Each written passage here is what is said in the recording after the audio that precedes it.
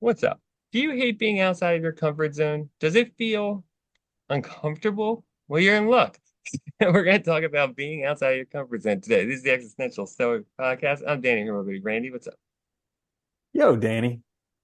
So, do you not like being uncomfortable and outside of your comfort zone? Dude, absolutely freaking hate being uncomfortable. And the paradox is like that's the only way to really live is like either you constantly live outside your comfort zone, or if you just hang around in your comfort zone long enough, life is just going to kick you upside the head and force you outside your comfort zone. Or it's just going to pass right by you, dude. That's the other thing. But Yeah. what's funny about the comfort zone thing though is like, you know immediately when you're outside of it. And it can Hmm. be that really, do you ever have that like weird, like almost like alienated or disassociating feeling when that happens? Where like, oh shit, like this is not for me. Yeah, it's like this is uncomfortable. Oh no. And it's one of those things where like it's really uncomfortable. Like I guess that's why they call it the comfort zone and being uncomfortable. But like it's really uncomfortable and it's like everything you can almost feel like this visceral thing in your gut that's just like I do not want this right now. Like it would be so much easier if this wasn't happening. Yeah. Can we define the comfort zone? How would you define it? Ugh. I would say like The zone of things not being uncomfortable. the zone of comfort. The area where things are not uncomfortable. Yeah, I was gonna say, yeah, it's like I always think it was like that area of like where things are easy. Like where Mm, your expect where what you expect is what you can accomplish. hmm. Like where you have a good sense of like, basically like you have a good sense of control, I guess, and like prediction. You know what's gonna happen. Things are kind of normal. So outside your comfort zone can be anytime you're in a weird place, strange place, new place, or like just doing new things. And I think that is really the key though, is like it always happens when we're trying new stuff, usually, or something that's different from our norm. But those are also all the times that we grow, find new things, expand our horizons, expand our, expand our, social interactions, all that stuff. So it's like you said, like you almost can't be out of it. It's weird. Well, I mean, I think you hit the nail on the head there. Is like, in order to grow, it's essential to be outside your comfort zone. But a lot of times, it even if you do choose it, it's not really like you're choosing to be outside your comfort zone. You're choosing some type of like future that you think will bring you happiness or whatever. And in order to do that, it brings you outside of your comfort zone. Or on the other hand, it's just like life situations. Like some people recently were telling me how life basically forced them out of their comfort zone. And it's not that the things they had to do were completely ridiculous, but they're uncomfortable things.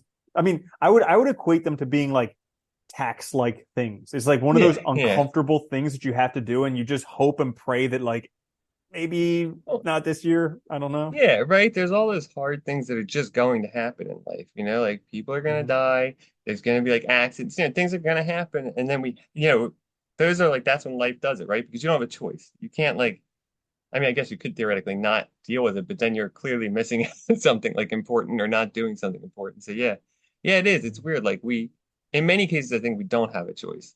But I think when, like you said, when we do choose it, it can be really good.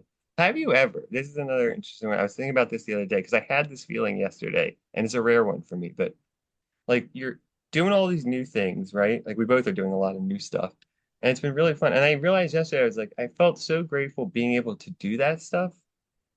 And it was a nice moment where like all these new things I'm doing aligned with like exactly like feeling good and like the good life, and whatever. And like even though I'm outside of my comfort zone on certain things, I don't feel that way, which is weird.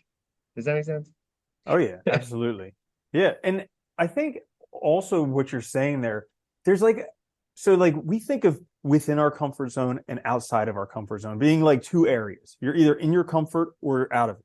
But actually, I've seen it as like a three shelled model. Okay, so think about like a Huh. jawbreaker that has three layers instead of two. So like in the center, there's your comfort, and then outside of there, there's discomfort and growth. And then outside of that is like overwhelm. And so Oh yeah, okay. it's I think that's like a lot better model because uh, you can like you can be outside your comfort zone and it can be good as long as you're in the discomfort growth area. But once you get into that overwhelm, like shock, trauma, stress, shutdown, fight or flight Okay. phase, like once you get there, you just need to like do whatever is necessary to get back into a more comfortable area. I like that too, because that also gives you a nice explanation for why, like, what counts as like that comfort zone, it varies so much. Like, 'cause I was Mm-hmm. just thinking, like, when I was like in the past, when I was struggling or depressed or something, like, that area would be much smaller. So going outside of it way easier, right? It's like you just fly out of it almost all the time. I mean, that's what it feels like. So yeah, I like that. Mm-hmm. That's actually a really good model. It's funny And because like oh, go ahead. Yeah, I was I was gonna say, like part of my education recently has just been noticing when I'm outside of that growth area. Because like you and I both, we like to learn, we like to grow. We're always, it's always a cold, dark night on this side of Everest. yeah, But like actually noticing when I push myself too hard or when life pushes me too hard and I get into that fight or flight, because I literally like I don't know what it does physiologically, but like literally there's this feeling in like the pit of my stomach where I'm just like, I need to get out of here. And yeah. Yeah. until I address that, it's just really bad. Yeah, it is funny, dude. If it's like I'm not learning things, I don't know what the hell to do with myself. It is funny. It's like a compulsion. Yeah. Yeah, But we're yeah, learnaholics. no, but I agree with you. I think that's yeah, it's a good way to look at it because it is like it's so funny how too there's times like maybe that is it. Like because I'm thinking back to like days where I've been like working on something new and like you hit that point in the day where like things have been going well, but then you hit a problem or something that's really difficult and that frustration starts. And like you're probably tired because it's the end of the day. I mean, this is what happened. I'm thinking of a specific instance, but right? So that tiredness kicks in, the problem's there, and then like it's like it hits a breaking point. I guess that's fight or flight, where like I start like playing, I'm like, I can't do this, this is never gonna work, blah blah. But reality is like I just need to take a break. And then like, you know, Mm, and yeah. invariably I wake up the next morning and I feel fine. And the problem's easier to deal with. Well, and it's difficult because we live in a culture that doesn't allow us breaks. Like I'm taking this mindful self-compassion course right now. One of the things they talk about is called compassionate closing, where like sometimes to deal with a situation, you actually have to like shut down and distance yourself and do all these things. And they equate it to like being a hand. Like your hand can open, but if it stays open all the time, it's paralyzed. Your hand can close, but if it stays closed all the time, it's paralyzed. So like either of those to stay that way all the time is not a functional way of being. It needs to open and it needs to close in order to be a functional hand. And the same thing with us. Like sometimes we interact with things, we're open, but also sometimes we need to close. Yeah, it's funny. I think we don't give ourselves, well, we're not compassionate with ourselves at all. And it's like I think a lot of us have it's kind of like that, we're not. And it's like kind of like that idea of happiness where like we think we need to be like always in this elated state, which is just ridiculous. Like you couldn't Mm-hmm. maintain that, right? We have these ideas of like these fixed states as being the goal, or like you're getting work done, it's going well, and you just want to stay in that zone the whole it'll be like you can't stay there 24/7. You would just die, it doesn't work. And like I think that's the weird thing. Like we get in our head that we want this fixed state, but like fixed states don't exist. And I think that's absolutely like to be competitive, you have to take breaks. I've been doing that a lot more now, like where I just stop doing shit. And I've been trying to be more conscientious about like not doing work at night past a certain point and not, like to like actually give myself time to like, and I am happier, I will admit, like because you're not running yourself ragged all the time. That's a that's a great thing to notice because as difficult as it may be to recognize it, like we're all gonna die. And so like Yeah. I look at this recently, like there are clubs and groups that because I mean I've been dealing with an injury for a while and so I had to stop a lot of things. And like there are clubs and groups where I was very very involved in it, doing it every week, multiple times a week, and then I disappeared for 2 months and nobody cared, It goes And it's on. like yeah, but like my ego is like, but I was such a part of this. And I'm looking at this like, wow, this is actually like everything that I think is so important in my life is just going to keep on going without me. So it's okay for me to take those breaks. Did you notify them though, too, in some cases? No, Oh, no. that's good. Well, Yeah. yeah, it is funny. Like I think about, I try to remind myself that a lot too when things like even like especially cases where like you need to say no to something. Like, like just reminding myself that like I can't do everything. And also everybody also understands. Like Hmm. nobody expects you to do everything. Nobody expects you to take on everything. And Nobody except for you expects you to yeah, do that's everything. the funny thing, right? And like most people, like if you tell somebody like, oh, this severe thing happened, somebody died, like I'm sick or whatever, most people are like, okay, yeah, that's fine, dude. Like we do it later. Like it's not a big deal. Hmm. And it's funny how much stress and pressure we put on ourselves. Like you said, right? To be that's like we're so important. All this will fall apart without us.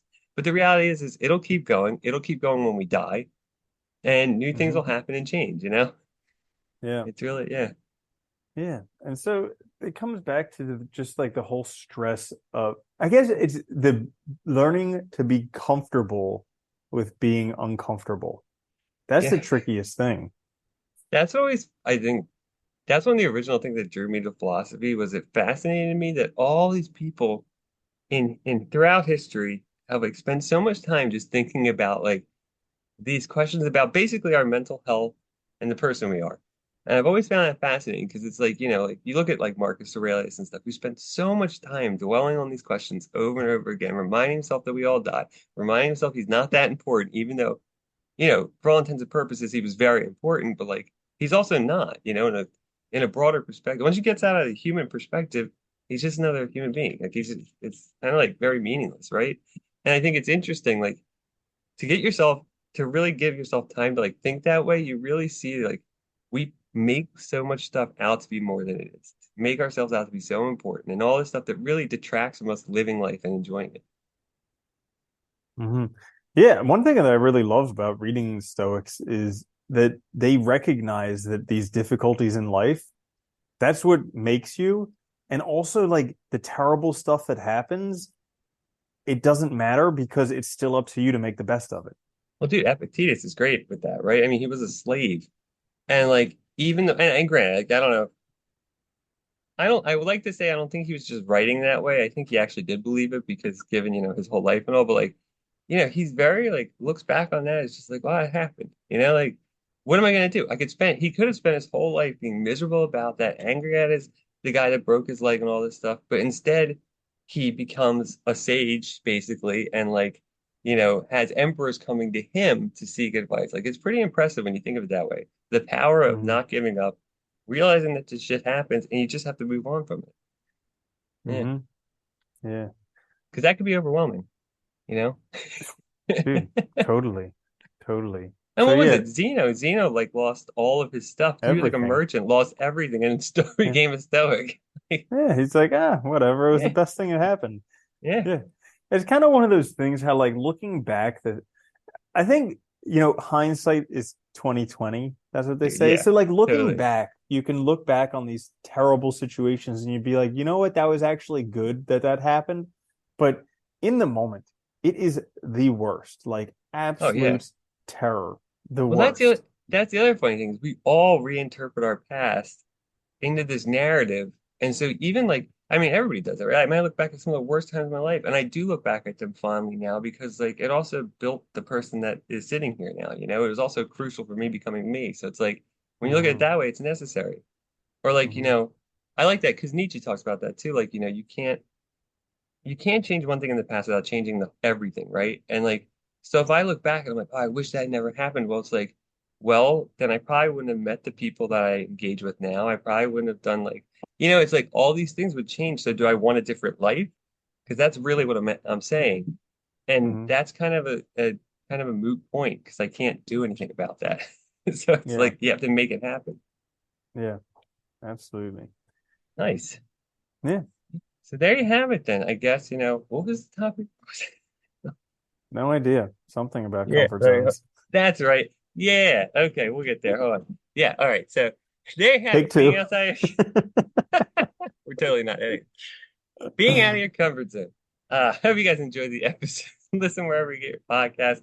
Check it out on YouTube. Please like, share, subscribe. It helps us out a lot. Even write a review. That'd be awesome. We'll be back later this week with another episode, though. Until then, this is the Existential Stoic Podcast. Later. Later, Danny.